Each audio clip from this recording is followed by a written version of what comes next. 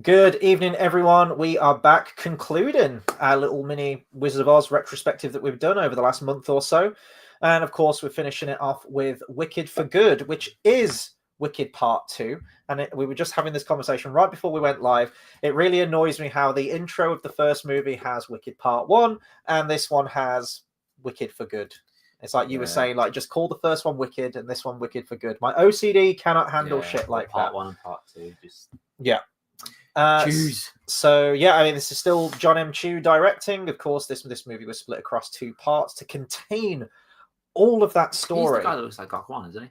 Yes, he is. Yeah. He is. So the stage musical, we already did our intro to this to Part 1, but in case you haven't seen that and you're coming straight to this one, I have never watched the stage show. You have a long time ago, right? A long time ago, a good 18 or so years ago, more than that. But you have read the book that the two books that I've this not, is based on, right? I've not read it. I've just read the synopsis. Okay. I will refuse to read the book only because it probably is good. It's like this movie was a good movie, just the content is shit. Yeah, I don't like the idea. I don't like the idea of, like, because we were saying about Disney villains and how, like, what's wrong with just how, like, we don't have an actual villain. It was someone playing the role of a villain. Mm-hmm. And it's like this is what they did to the character. It was a character playing the role of a villain, where realistically the villains were actually Glinda and the wizard.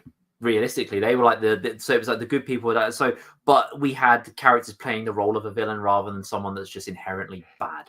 Mm-hmm. Which is something I've had a problem with. That's why I don't want to read the book. It's difficult to review this one because I completely agree with you. I don't like when I think it's very difficult to get this right, where you'll take a pre-existing property and you, for want of a better word, fan fiction it and go, oh, this is the untold story of this character, usually a villain, and they'll turn them into an anti-hero, or that they were, misunderstood the whole time. And I think it's very, very difficult to get that right without it being a little bit kitschy, a little bit, as I say, fan fiction-y. Yeah. And this was like a fan fiction that got out of hand because this just made it mad successful. It's been on Broadway, 30 years or something like that? I can't remember when the original book came out. So, yeah, you have to kind of put all that aside and go, that's just inherently what Wicked is. If you don't like it, you ain't gonna like it. But what I will say with our review of this one, there's going to be sort of like a lot of carryover from our review of Part 1, at least for me. It's just as lavish. It looks exquisite, like the filmmaking behind it. Well, there's some scenes that did look incredibly ropey, which we'll get into later on in our review. But for the most part, the musical numbers are very captivating. I think they're directed and staged and choreographed very, very well. And yeah, it's nice to see that continuation from Part 1 to Part 2 in that respect. I do think the choreography was better in Part 1, though. I think there was a lot more. In Part 2, it did feel like a bit of a different movie. It's a bit of an anticlimax, I think. And I've kind of seen this from a lot of people describing this, even fans of Wicked, saying just inherently Part 1 of the stage musical as well is much more engaging and interesting. And the second act, I won't say like falls flat, but is just a little bit lackluster in comparison to Part 1. And namely for me, I mean, I did listen to the soundtrack before watching both Part 1 and Part 2. And I talked about this last time, but the one song that sticks in my mind and sticks in most people's minds when it comes to Wicked is Defying Gravity. That is your big showstopper that closes Act 1. And for me, at least, there isn't really a Defying Gravity, like an immense song for Part 2. Some could argue that For Good is the biggest one, the namesake of this film, and that's probably fair, but nothing even comes close to Defying Gravity. It's there wasn't really, because I was there thinking, I wonder what they've got. Maybe they'll have like a new song that's like, this is gonna be our big, but there wasn't. It just kind of was very stagnant throughout, and it did make the thing feel like, why have we got 2 parts this? Why is this so long?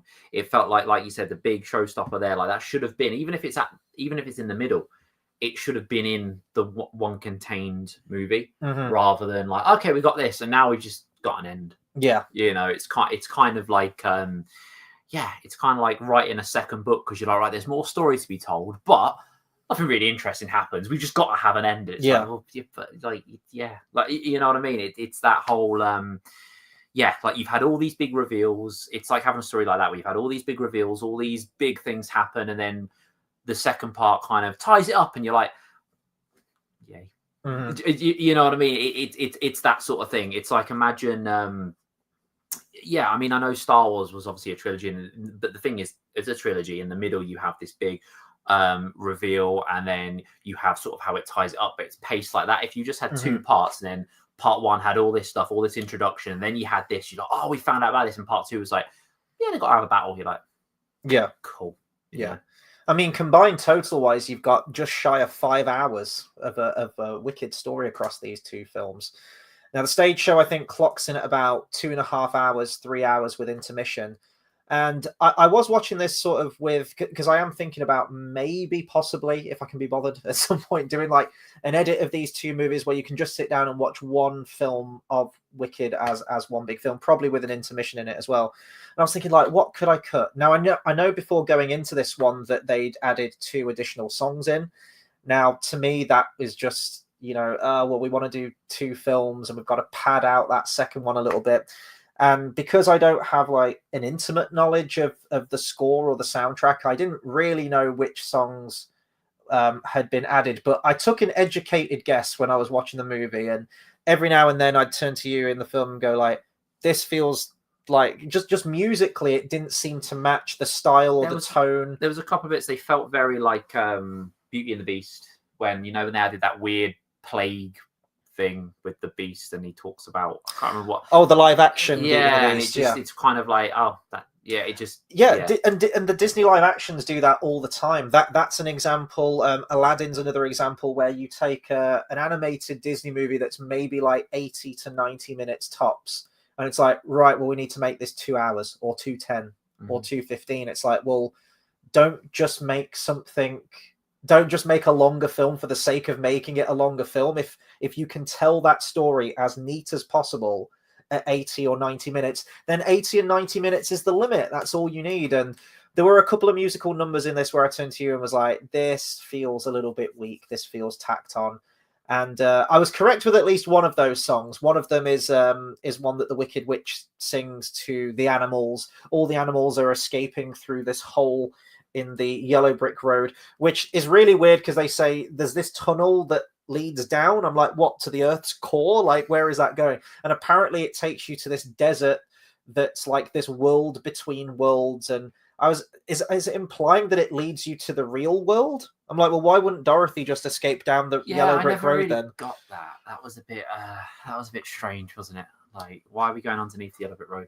And it brings back a character from part 1 who was also an additional character, which was Dulcie Bear, which was the CGI bear animal that took care of Elphaba. And I guess it ties it all in together, and it gives her love of animals a little bit more of an origin story. But there were some things in this, there were entire scenes in this where I was just like, oh, well, that was just bolted on, wasn't it? There's a bit where we flash back to Glinda's, like, when it was like her birthday party, and she always wanted to be a witch or use magic, and she's got a little magic wand and she can't conjure magic. And this goes on for like just a couple of minutes, but I'm like, cut those extra minutes out. You know what I mean? Like, additional song, cut that out too. Before you know it, you've gained 10 minutes extra, 15 minutes extra, 20 minutes extra, and that's when you can condense it down a little bit. Yeah. That being said, though, I didn't really feel the length of this one until the very end. I hate using this as an example because I always champion Return of the King. I realize the irony of this when the poster of Return of the King isn't behind me. But everyone always harps on Return of the King for having too many endings. An argument that I completely disagree with. I think it has a perfect amount of endings. It could have had more had they have done the Scouring of the Shire. So if anything, there's less endings in the book. But this one, there were a number of scenes where I thought, oh, okay, this is winding down now. And then it did seem to go on and on. But having read what some of the additions were to this film, I actually think it was probably done for the better, maybe, and improves upon the stage musical. An example of that is that in the stage show, the whole animal rights angle of the film, which is really like a big part of the plot, apparently just gets ignored or dropped in Act 2 and almost forgotten about. So I actually like that was a through line. There's some great juxtaposition in the imagery in this film, which I liked, and sort of like a lot of mirror images. We see that on the posters as well, how you have like Elphaba on one side and you have Glinda on the other side. They do that sort of split between the two characters, like with the cinematography in this, which I really liked. But a bit of the juxtaposition I liked is that it's Glinda's wedding to Fiero, and as she's walking down the aisle, it like match cuts to Elphaba walking down this like dark dungeon where all the animals are locked in cages. And apparently that whole thing where she frees the animals there is an addition to the movie in order to keep that aspect of the storyline going. So I actually approve that, because I think if that just didn't come up in part 2, that was a huge deal in the first film. You'd be like, wait, what's happening with the whole animal things? That was the whole backdrop and the the reason, like the conniving Maribel, Michelle Yeoh's character and the wizard sort of conspiring and putting out all this propaganda and whatnot. I think there was that scene. So the thing where Dorothy goes to Wonderland, I feel like that scene was in the musical. I feel like it was, because when it didn't happen in the movie, I swear I remember seeing it in the musical. I could be wrong, but I feel like that was something we saw, because it was just like, okay, bye, and then she walked off. And I guess it kind of, because in the musical, Dorothy was hidden behind like a screen, so you saw like a shadow of her. I guess it was a way to do that without having her speak, without having, you know what I mean? So I guess I kind of get why. It was just, the weird thing was, because what was it? The witch was like, she says goodbye, she does that, and then suddenly she appears again. So realistically, by doing that, she's supposed to appear, they have that initial conversation, and she disappears. Dorothy goes away, and then she comes back again. Yeah. And she goes, oh, by the way, I'm going to pay my respects to my sister. It's like, you were here a second ago. I'm going to get onto that in just a second, because that's going to lead me to sort of like my biggest negative with this film. JDC Man says, I haven't seen Wicked for Good yet, but considering that Robin Wilde once said she refuses to watch the previous Wicked movie, I bet she wouldn't like it better. I bet she would have liked it better had it been a 2D animated adaptation. I don't think you need to do this as a 2D adaptation. I'd like to see that. I think you could get really creative with that. But I think they're both good movies that we've got. I think they're probably a good enough adaptation, and maybe the 2-parter is justified, perhaps. But as we've said, I did notice the padding, at least in this Both one, movies, a lot more. though, were something I did think, this is quite long. Yeah, this is quite long. There was a lot of things in this that were just like, okay, this is quite long. This is going on for quite some time. Mm-hmm. It did feel very, but the book in itself, I think, is like 500 something pages. Right. So the book is quite lengthy, and I think the Broadway musical, I think the Broadway musical is like 3 hours. Like, it's a long, like, do you know what I mean? That's with intermission though, so it's 2.5. Yeah. But it's already got like length to it, is what I'm saying. It's not like a short kind of thing. So you brought up that aspect there of how this story in part 2 interweaves with, I guess you'd say, like the original Wizard of Oz story or the original Wizard of Oz movie, which it seems like it's completely beholden to. And therein lies the biggest problem that I have with this film, which I didn't necessarily have with part 1. So when I was watching part 1, I know there's some references and sort of like little wink, wink, nudge, nudge moments here and there to the original Wizard of Oz movie, but I thought they were pretty sweet and were just in there as like homages to that original movie that we all know so well.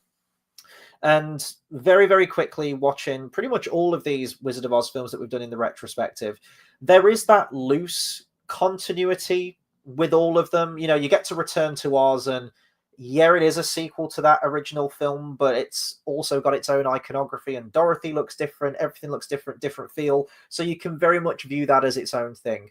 And then you get to something like Oz the Great and Powerful, which is set before that original Wizard of Oz movie, but again, there's some differences and some things that don't quite line up. So you can go, well, this is doing its own thing. This is sort of exists in its own continuity, but could potentially be a prequel. And that's exactly how I looked at Wicked Part 1, was that, there's some things in here, and if you've seen that original movie, you kind of know where it's leading to. You can fill in the gaps here and there a little bit, but it can exist as its own thing. It's doing its own story, its own origin for the Wicked Witch, and eventually when this story ends, you could lead into Wizard of Oz. The problem I have with part 2 is that we interweave the two. Now, I'm guessing that probably is in the original Wicked book. And if you're doing a fan fiction of Wizard of Oz or something, and you're writing all your ideas down, maybe it does become irresistible to the author to go, well, then the Cowardly Lion and Tin Man and Scarecrow. Wait a minute, how do we create an origin story for the Cowardly Lion and the Scarecrow? Well, Elphaba casts a spell which shrinks his heart, and then he turns him into a Tin Man. I don't think we needed an origin story for everyone. No. They just characters that existed. It's trying to tie everything into a complete neat bow. And the thing is, the story that they're wanting to tell with Wicked and this new angle to the Wicked Witch, and how I actually love that in the first one, how she's this misunderstood character and they've like done all this propaganda for her. I thought, oh, this is actually like quite an interesting take. I don't usually like when films do that, but I thought that was a cool angle, how they've, because we see that throughout history, propaganda and, turning the idea of the general masses. Exactly. Yeah. Stuff like that. We see it all the time. And then also this sort of celebrity figure that they make Glinda, how she's this poster child for happiness and goodness. And, the public can't see the peek behind the curtain, as it Even were. though she can do fuck all. Yeah. So, yeah, exactly. So, when you're going with that story that Elphaba's this misunderstood character and that she's really good-natured, it becomes awkward when you then try and retrofit that into the original Wizard of Oz, which is impossible to do because, an example of that is the scene that you were talking about, which was one of, I thought, the worst scenes in this film, was where we start leading into that Wizard of Oz stuff. So you have Elphaba's sister, the one in the wheelchair, and Michelle Yeoh sends this twister out because she's trying to lure a trap. She's trying to bring Elphaba back so that they can apprehend her and arrest her or kill her at that point. And I was like going, oh, okay, so this is the twister that's in Wizard of Oz, and now we know that the house is going to fucking fall. It's going to fall on this cripple. And I was like, oh my God, Michelle Yeoh, you horrible monster. Or Dorothy, you horrible fucking monster. And then it's like the film knows that it can't recreate or remake entire sequences from that original 30s movie. So it just skips. It does like a massive jump, and it feels like a whole chunk of the film is missing. And it's just like, oh yeah, I've just sent Dorothy on her way. She's over there. Look, she's in the distance walking down the yellow brick road. And then, yeah, as you say, like if you try and then put that into the original Wizard of Oz movie, it just doesn't make sense, because if we do have knowledge of that film, which this film wants you to have, which is why those scenes aren't in this film. It's like, everyone's seen Wizard of Oz. You can fill in the gaps. You know what happened there. It's like, okay, well, let's analyze what happened there then. The house fell on the Wicked Witch of the East, and her fucking feet do that creepy shriveling thing. Dorothy gets the ruby slippers, which are now silver, which I know is like the book, isn't it? Because they do glow red at one point. Yeah, I thought that was cool. I thought that was cool. I thought, okay, you've got around that like licensing copyright thing there a little bit, but I thought that was a neat reference. I did. But yeah, in the original film, the Wicked Witch shows up and she's like, "Give me those slippers, Dorothy. They belong to me." Yeah, I don't know why she's like Skeletor now. That's just like a generic evil voice I do. And she's like, "I'm gonna get you, you little son of a bitch, and your fucking dog too." Though, there's that shadow of Dorothy holding the broom, just like He-Man. Yeah, yeah. You did that in the cinema, like, "I have the power." Yeah, that was by the power of Grayskull. They do go to fucking Castle Grayskull in this movie, actually. Why is her fortress inside a tree? When did she live in a tree? Oh, yeah. Elphaba hides her. She's like some kind of like Radagast the Brown chilling in Roscabel. Like, it's just yeah. I don't know when that happened. And we even get an origin story for the Wicked Witch's evil castle in this. We find out that castle actually belongs to Fiero's parents or something. It's like, oh, they never show up. Like, no one ever goes there. Well, it looks fucking evil. It's like this horrible, like, where do you castle. live? Oh, we have another castle. Okay. It's the kind of castle that you'd see in like one of those old Universal Monsters movies where like there'd be a lightning crackle, just like like Dracula's castle or something. Anyway, so the Wicked Witch of the West, when she shows up in that original movie, she's like, "I'm gonna fucking murder you, and I'm gonna get your fucking dog as well." And then she disappears in that trapdoor of fire. She disappears into fire, and then Dorothy leaves, follow their yellow brick road. They do that song. And then in this movie, the Wicked Witch comes back and has a bit of a heart-to-heart with Glinda. And is just like, hey, I just can you give me a moment? I need to like pay my respects to my sister, who's crushed under a fucking house. It's hilarious. And then what proceeds to happen is this really terribly choreographed, awkward fight scene, like this bitch fight between Glinda and Elphaba. And it's like done with this like shaky cam, like just cinematically, it doesn't match with anything from the rest of the movie. It looks really cheap. It just looks terrible. It's terribly edited, terribly choreographed, and acted as well. And I thought, was this something that was like added into the movie? I didn't know if all these Wizard of Oz references were in the original story. Now I learn, well, yes, I guess they are. But this really took me out of the movie. And as I say, like, it feels like a huge part of the story is missing because that's what it wants you to plug those gaps. But you can't plug those gaps because the original film doesn't work with this new fucking retcon. It's as I say, like, Wicked should have just told its own fucking story without trying to, like, eventually be like this weird midquel where it merges with the original film that we know. And there's loads of other examples of this as well.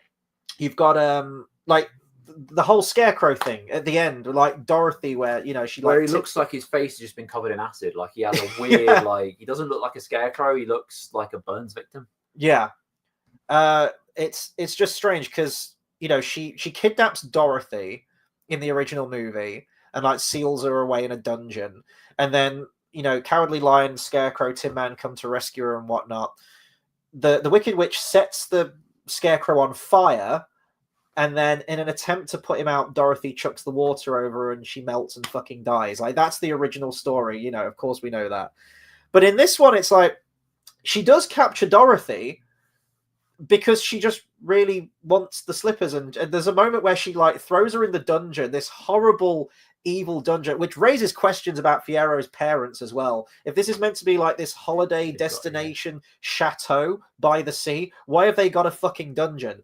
And then she just like shouts to her like, "No, listen, Dorothy, you're gonna give me those slippers, please, because they belong to my sister, and she really meant a lot to me." Okay, again, it just doesn't match.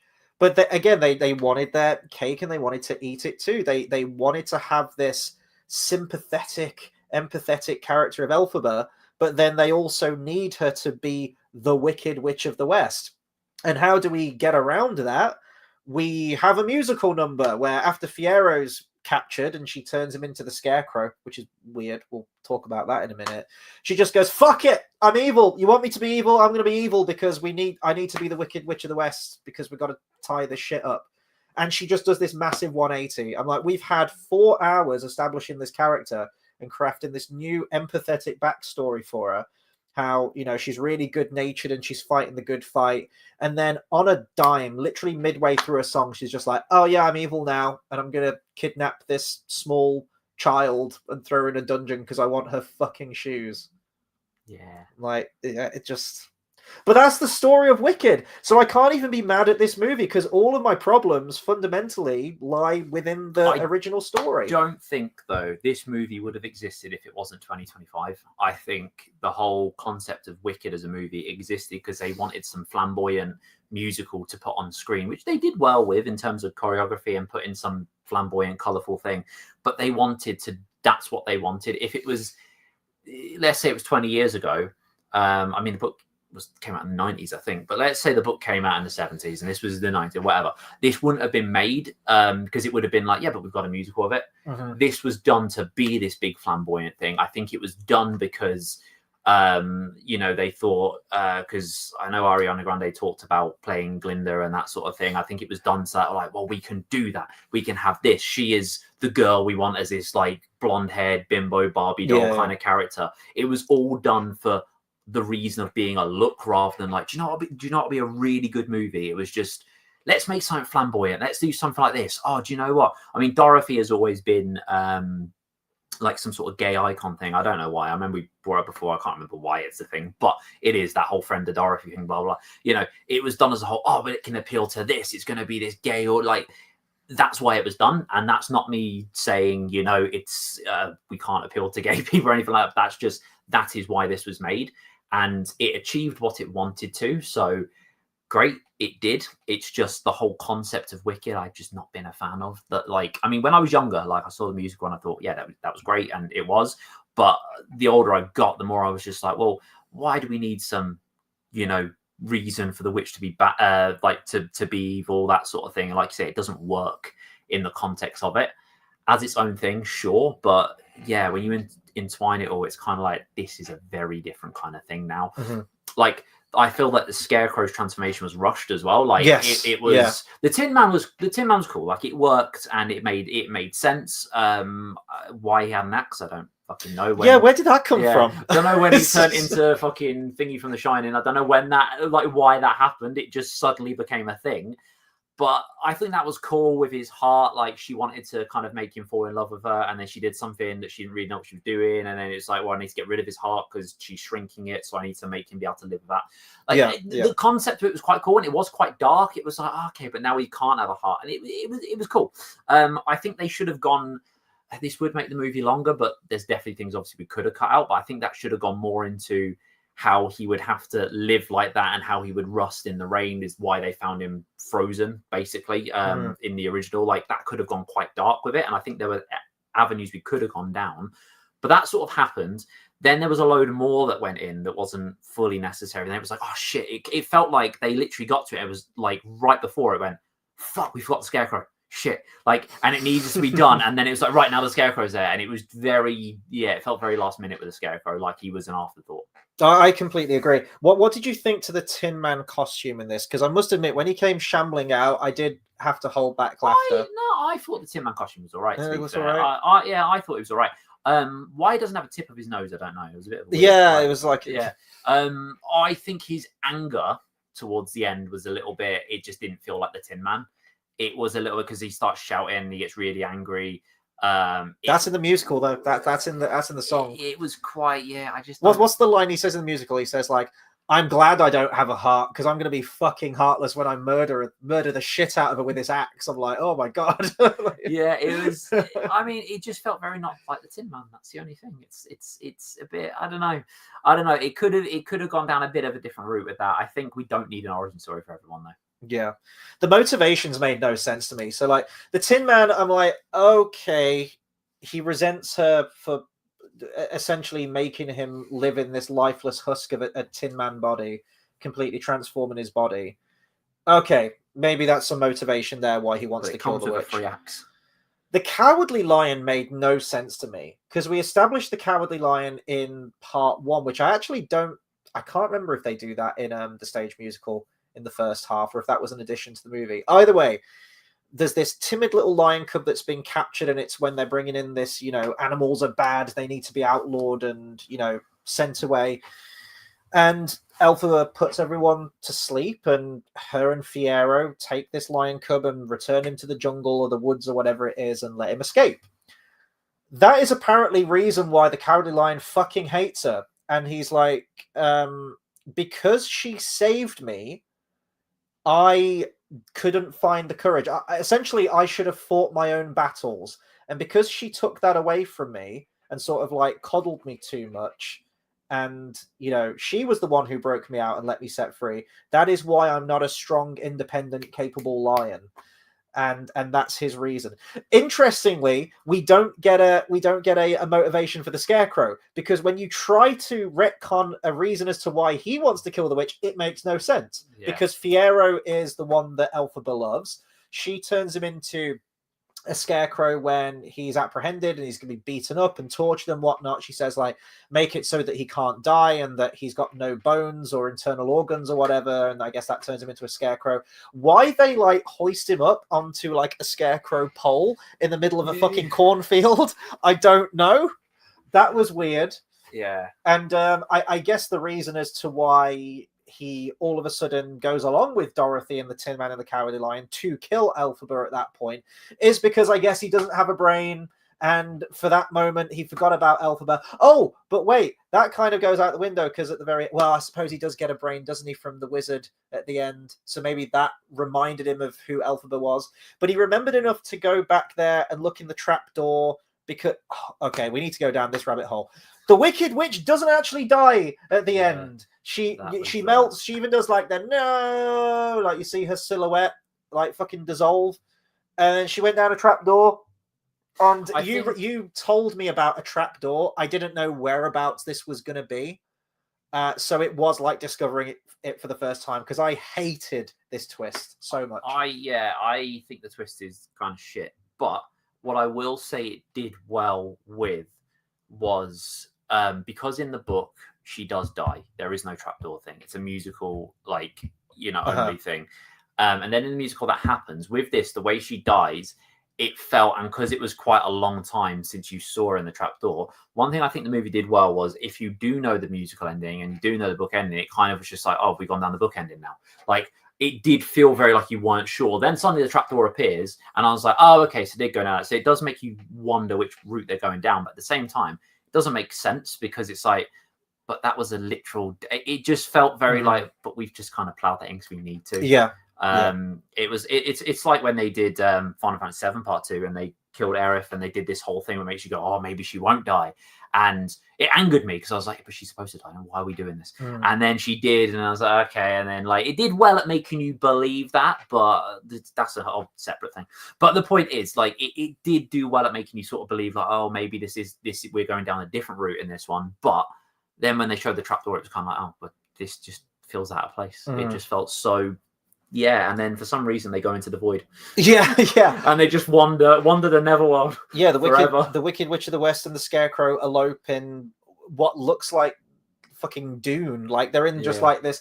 I was like, is this the Deadly Desert from Return to Oz? Like, where are we? They're just wandering the Neverworld. They're wandering in limbo just forever. Like, their souls cannot like be at peace. And then they end on that really awkward sort of like, what would you say? What would you, when you like crowbar something, it like member berries, that kind of thing, fan service, that's what I'm trying to say, the original poster where you have like Glinda sort of like whispering into Elphaba's ear. One of the many endings of this film. What else? Oh, there's a moment where it segues back into the opening of part 1, and you get a substantial amount of just retreading over old ground. Like that whole opening number starts up from the first Wicked movie. And then, didn't you used to be friends? And she says, once upon a time, and the camera starts panning over the fields, how the original opened. I thought, oh my God, how much of this first movie are we going to show again? Like, let's wrap this up a little bit. Sorry, you made a really funny point in the cinema where, sort of tying in with that whole thing of, you want the Wicked Witch to be evil, but then they also wanted to be really good. This is where she says, right, was it No Good Deed or whatever the song is, where she's like, I'm going to be fucking evil and love it. And I've got my legion of flying monkeys that are all got like badass suits of armor now. And then right after that, we have For Good, which is like, I guess, like the biggest song of this one. Doesn't come anywhere close to Defying Gravity. It's probably the biggest one. The most emotionally wrought song, I would say, of this film. And it's like her final goodbye to Glinda. Right before this, we've just seen the Wicked Witch of the West throw Dorothy into a prison and seal her in a trapdoor and probably chain it shut, saying like, listen, you little son of a bitch, you're going to give me those slippers, otherwise I'm going to fucking kill you. And then it cuts to this really sad, emotional number where, Cynthia Erivo's crying and Ariana Grande's crying, and probably all the women that populated the cinema behind us were crying as well. And you were just saying like, Dorothy's still in that trapdoor, and I just wanted like some background sounds of like, Annie M, help me, let me out, please. It's just, it doesn't match at all. It should have been like the whole of, I don't know if you've seen the edits of Kingdom Hearts with Frozen, where they've got so you have Anna and Elsa, where like obviously Anna's frozen and all that, and then someone's edited over Sauron or Goofy like sound effects and fighting like this giant Heartless whilst that's going on. It should have been like that. Someone should edit over Dorothy like just screaming. And I could be the one to do it. I could do that. Just completely kill the emotional moment. I will say, in terms of emotion and everything, this is, I'm going to echo what I said about the first film. I did think that Ariana Grande and Cynthia Erivo were fantastic in both of these films? I've seen some people be really negative towards Ariana Grande, actually. I think they were.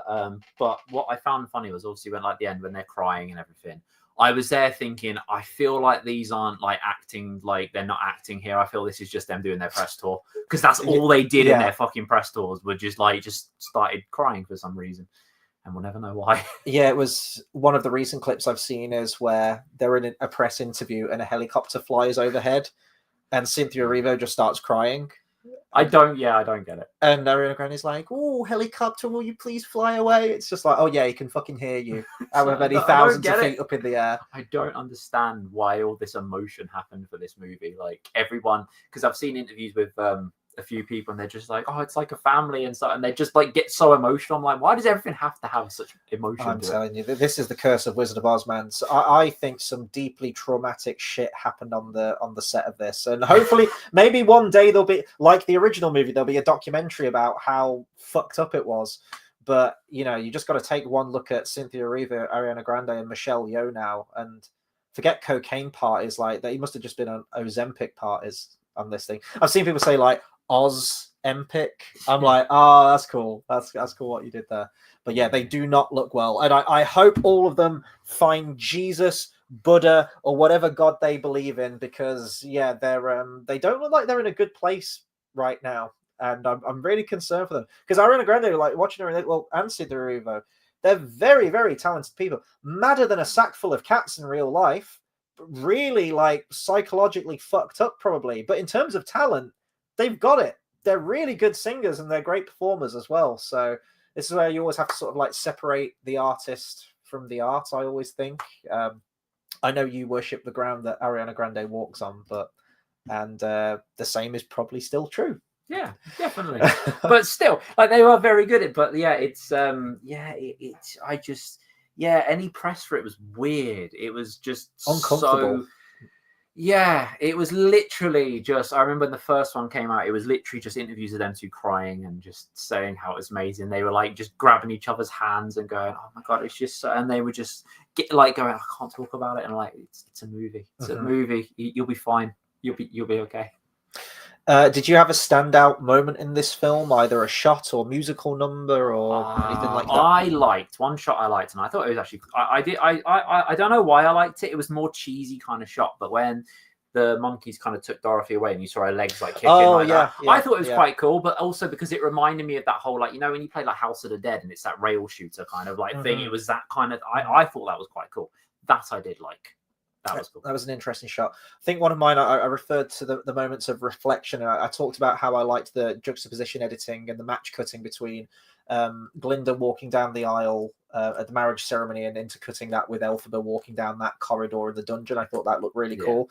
But I did like the mirror images. One of the additional songs, actually, what was it? The Girl in the Bubble, which...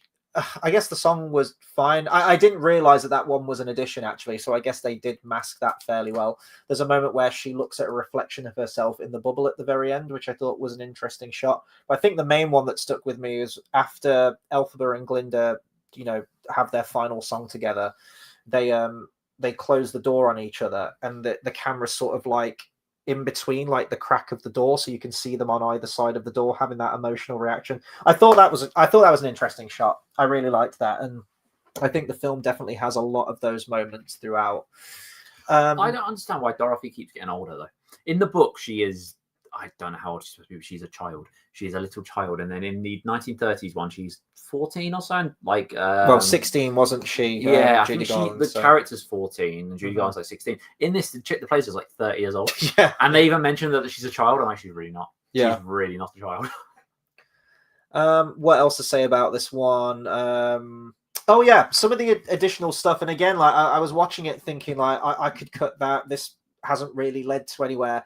And I guess that's where when you then read about it and realize that, oh yeah, this was an addition to the film, you go, well, this was kind of superfluous, really. There's some aspects like the opening of the film where you've got these quite badass looking like rhino cow things that are, plowing the fields or whatever. They're laying the yellow brick road. Essentially, these animals are now slaves, like slave labor kind of thing. And then Elphaba shows up and there's a bit of like an action sequence where she frees the animals. I did expect that the film would start something like that because I know there is a time jump between part 1 and part 2, and that they say, oh, the Wicked Witch is at large and what she's doing. And I guess continuing that animal theme, like the animal rights thing, that's fair enough. It was a little bit slapsticky with like, you know, the guards falling into like paint and whatever, but I thought that was fine. But then we have like a really perplexing edition where you have Bok. This is before he's become the Tin Man, and he's in a relationship with, is it Nessa? Is that what she's called? Elphaba's sister, the one in the wheelchair, and she's now the new governor because the other one died of a heart attack or something. They say like he died of a broken heart or something. Did they say? Or died of stress? I guess actually you can die of stress, so that's a thing. But it just reminded me of Padme. That's why I've always hated that death. He died of sadness. Anyway, she's the new governor, and she's put this new law in about, you know, like outlawing animals. They're going to cage them all up or ship them all off or whatever they're going to do.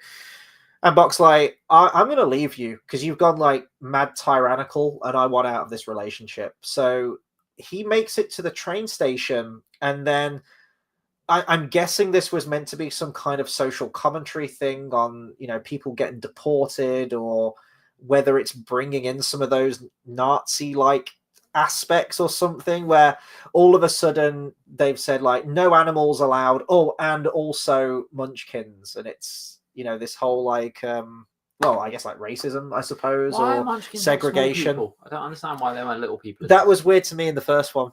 I find it weird that Peter Dinklage was in the first one, yet he wasn't a munchkin. Yeah, that's what I just find funny. But yeah, they weren't little people, and it was like they just didn't look much different from Munchkin. Like, it could be worse. They could have CGI'd them like Snow White. Yeah, so which was also Peter Dinklage's doing. That's why he ain't playing a midget in this. That's why he's playing a goat. He's going up in the world. No pun intended.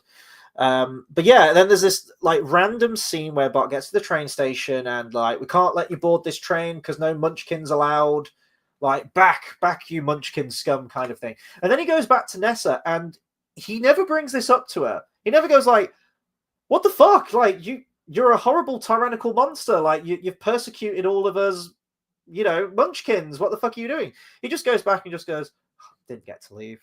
Well, he doesn't even say that. He's just a bit miffed with her, really. But he never mentions it. And I thought, well, that's strange. Like, you could cut that, because then after that we go into the whole thing, like she wants him to love her and the whole Tin Man thing. I'm like, that's fine. But I was like, you didn't need this whole social commentary scene. And then reading about it after the fact, realizing that, yes, that was an additional scene. Like, well, I can kind of see that. There's that cringeworthy song that they crowbar in of the Wicked Witch of the West singing to the animals, No Place Like Home. And she's like, oh, we need to stay in ours and we all need to join together. And the song felt so hokey. Just musically, it didn't sound very interesting. The lyrics were kind of shitty that, were referencing the original movie, crowbarring some more of that iconography in. And I turned to you, as soon as it chimed up, it must have been like a few bars into the song. I said to you, like, I bet this wasn't in the original music, was it? Just because you can tell by the sound. And this is going back to what you said about these Disney live action movies. I always go with the 2019 Aladdin movie as an example of this. There's this moment where the guards come in to take Jasmine away, and then all of a sudden time stops and everything goes into slow motion, but Jasmine's still in like regular motion, and she sings this whole song about how, because she's a woman, she's been persecuted and she's felt speechless and she's been helpless to do anything. And she's like walking around the room as everyone else is like motionless singing this song. And then she gets apprehended and taken away at the end. And it's just like, we've got to drag that run. We've got to make that over 2-hour movie. So there were a couple of instances of this, but this is definitely the weaker of the two movies. And I think that's just by design, in all honesty. From what I've heard from a lot of people, that the second act does kind of fall flat. I do think this is where the story kind of shits the bed a little bit. It's trying to race to the finish. It's trying to do this like weird balancing act between crafting its own story and its own new lore and emotional backstory to these characters, whilst constantly being tethered to the original Wizard of Oz movie. And I think that's its biggest downfall, to be honest. I have no issue with people doing fan fictions and stuff, and like, do you know what I mean? And if they, but I would feel weird if, because obviously the guy that wrote the book has obviously made millions off this. Yeah. I would feel weird if I made millions off a fan fiction that I did of just like you know, like Wizard of Oz. Like, as I say, I've got no issue with it. I'm not saying he shouldn't have done it. But I'd just feel weird if I made millions off just like, because imagine you're there with your nice car and your nice house, and you're just like, yeah, Wizard of Oz bought me this. I'm like, I didn't have anything to do with Wizard of Oz. Yeah. Do you know what I mean? I would feel very strange about it. I don't know, but like I said, I've got no problem with fan fictions, and I think, you know, I think the whole animal thing was a good way to go down with the whole the reasoning, and I think a lot of it worked. I just think, yeah, like you say, when you start crowbarring in the Wizard of Oz to it, it was just, yeah, I don't know. It was a weird one because it was very like the 1939 movie and the book are very, very different. I think if you're going to make a fan fiction and go, right, we're going to have this where the witch is actually good or whatever, there could have been a few more elements, because the book, the witch is not a lot happens with the witch. She is just kind of just a witch. Do you know what I mean? There's not a lot of, you know, the movie obviously takes that a lot further and makes it this domineering fucking, you know, evil character. And I think there could have been aspects that he probably could have looked at. I mean, as I said, this is what I would have done. He's just probably looked at it and gone, you know what? In the book, the character's a bit more like this, so let's focus on the kind of version that we know, intertwining, maybe make her, you know, obviously make her green, have it so people notice it from the 1930s movie, but have it intertwine more with the book and say, yeah, but this is what happened. So, you know, maybe like there could have been, I don't know, just there could have been a few more. I think there could have been ways to do it right that it just didn't capture because it was so focused on, yeah, but we want those scenes in there, we want this. And it's like, I think there was potential that it didn't hit. Yeah. Is what I'm saying. Another bit that I was a bit confused about at the end, where, you know, when it's revealed that Elphaba did survive and she was in a trapdoor, and Fiyero, the scarecrow, comes and rescues her at the end. She's like, Glinda can never know. She can never know that I'm still alive and out there. I'm like, why? Like, I know she says that, you know, people need to believe that I'm wicked. It's the end of Dark Knight, isn't it? It's like, we can't say Harvey Dent did all these horrible things. Like, I need to be the one that all the people need something to hate. Let me be that thing, Commissioner Gordon. I'll take the rap for everything.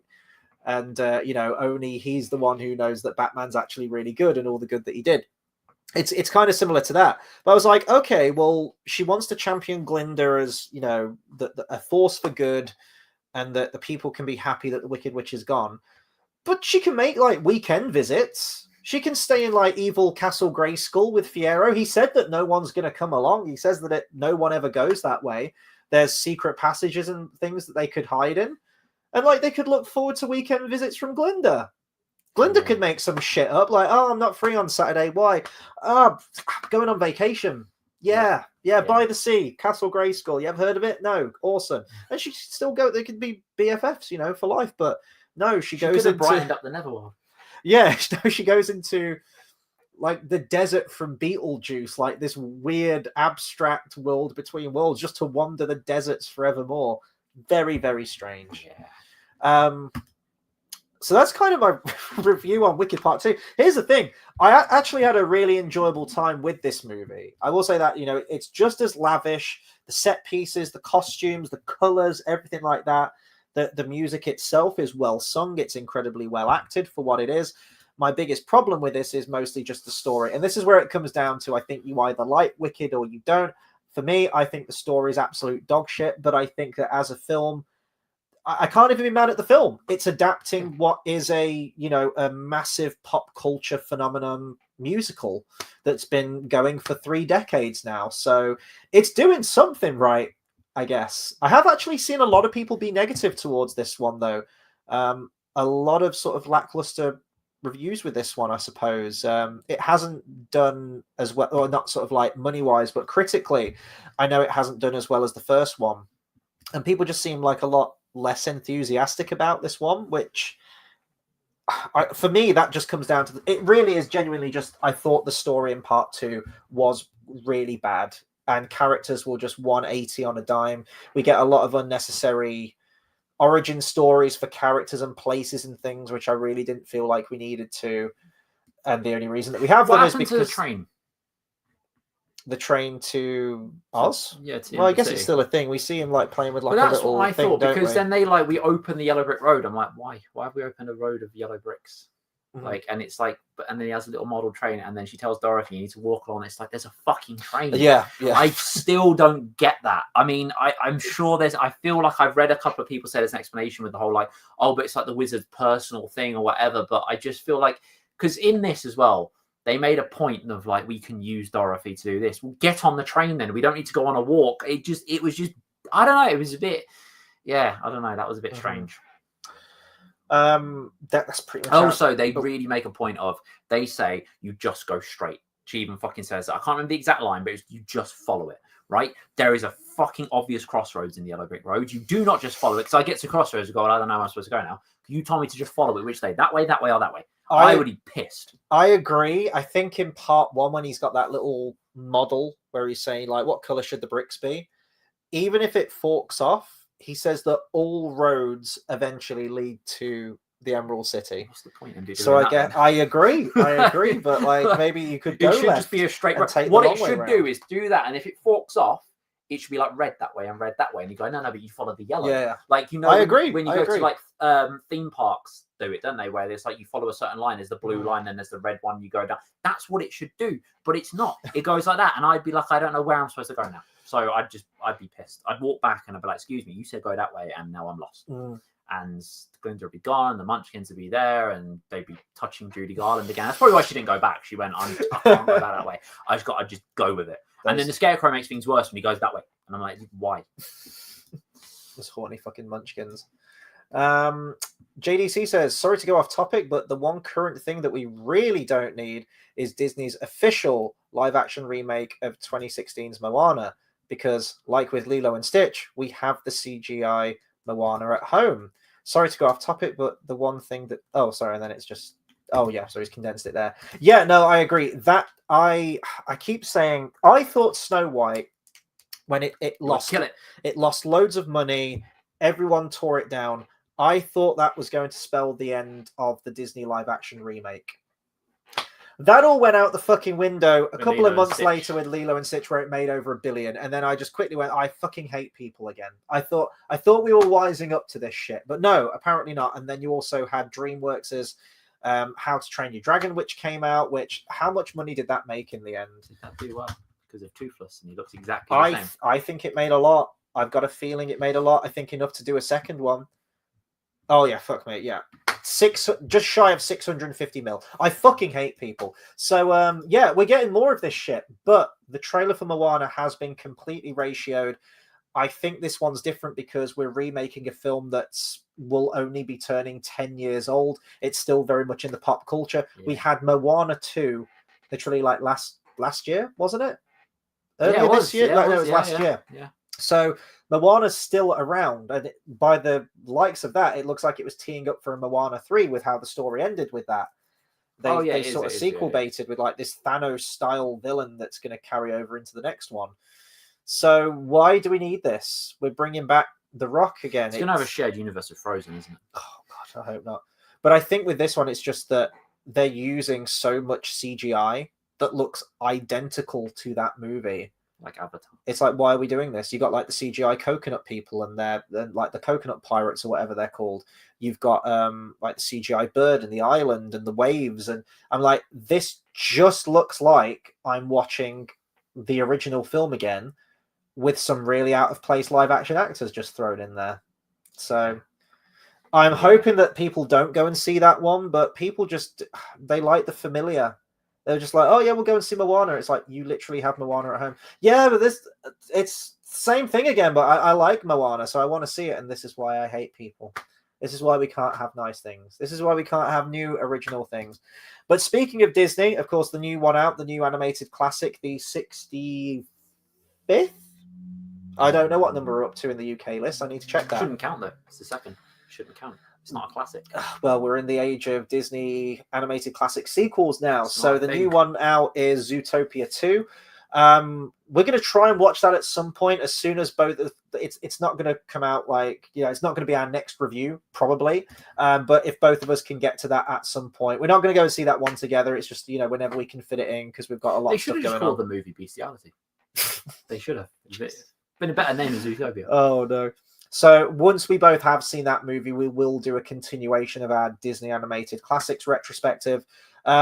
I guess I'm still going to call it the 100 Years of Wonder, because if I don't, then the thumbnails don't match, and I won't be able to sleep at night knowing that. So, but our next we've got Studio Ghibli, possibly this Wednesday. We will keep you posted with that. We just need to iron out a few things. But the next big review that we're going to be doing is we have tickets booked for Kill Bill, The Whole Bloody Affair.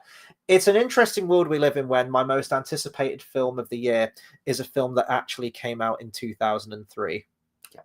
But that's 22 years ago now. But that's the world we live in, and I cannot wait. I never thought we'd get this chance. I never thought I'd be able to watch the proper official Whole Bloody Affair, and we're going to be seeing it. We're going to be seeing it on December the 8th, so we will have a review on that. I think that's going to be a pretty long review, to be fair, that one. We're going to have a lot to talk about with that one. But yeah, we're going to round it off now. So in the meantime, if you have got to the movie, or if you're seeing it this weekend or this week, do let us know your thoughts on Wicked for Good. How would you compare it to part one? And do you think it was a fitting end to the two films? And please do consider subscribing for more movie reviews, discussions, and live streams. As mentioned, hopefully, fingers crossed, we should be live again this Wednesday for Studio Ghibli. But if you subscribe to the page, check out the community page. I update you all there with when we're going live or if we need to move videos around. Big thank you to JD Seaman for jumping on, and anyone else who's been watching at home. And we will catch you on the next one. Take care, everyone.